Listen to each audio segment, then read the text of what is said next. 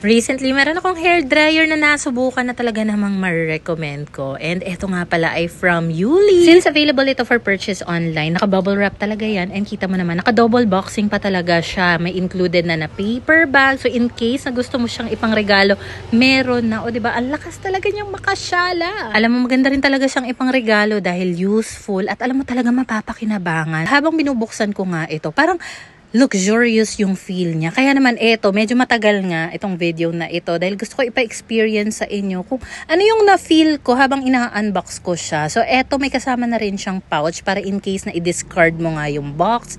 Meron siyang organizer na and meron pa nakalagay dito na Yuli. So alam mo na yung ilalagay mo nga dito is the Yuli hair dryer. And meron na rin kasi ako na-try na isang Yuli product before. Mini handheld fan siya. Sobrang lakas talaga ng buga. Powerful yung hangin na nare-release ng mini handheld fan. What more pa itong blower niya. And as you can see, hindi ka talaga mag-worry na baka may gas-gas yung dryer dahil kita mo naman, meron pa siyang protected film. Ito nga pala yung side na nagre-release ng hangin. And included na nga pala itong detachable magnetic nozzle. And ito nga palang color na napili ko na hair dryer is the space gray. Pero meron pang ibang color like purple, pink, and white. So first impression ko talaga dito is very premium yung atake niya. Well-designed. So anyway, susubukan ko na nga. Andito rin pala sa handle yung power switch at saka yung mode button niya. So once na iangat mo nga yung power switch, level 1 pa lang ito.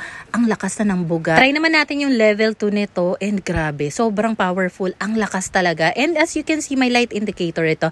Kapag red, it means hot air yung nire-release niyan. Then press mo lang itong mode button dito sa baba. Itong next mode naman, as you can see sa light indicator niya, actively nagpapalit-palit yung kulay kasi simultaneous siyang nagbabago-bago ng temperature. So ang binubuga niya is hot air, warm air, cold air simultaneously. Then press mo lang ulit yung mode button dito sa baba para ma-switch naman siya to cold air. So recommended itong cold air lalo na kapag pinapatuyo natin yung buhok ng mga anak natin o kaya sa pets. Then yung orange light naman is for warm air. So sakto dahil nakaligo na nga ako ito at nasubukan ko na siya. So una kong napansin dito, talagang lightweight siya, hindi nakakangalay gamitin. And since may kakapalan nga yung buhok ko, usually kapag hindi ko ginamitan ng hair dryer or kapag tinatapat ko sa electric fan, medyo matagal bago matuyo. So ang pinaka nagustuhan ko dito is yung automatic mode, which is something na hindi ko pa na-try sa ibang hair dryer na nasubukan ko.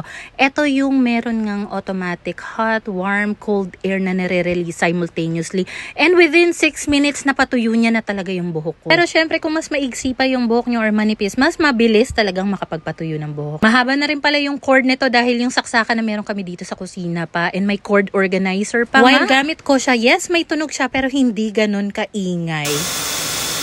Talagang na-impress ako dito sa Yuli hair dryer and talagang ma-recommend ko siya. Yung link nito nasa baba or comment section.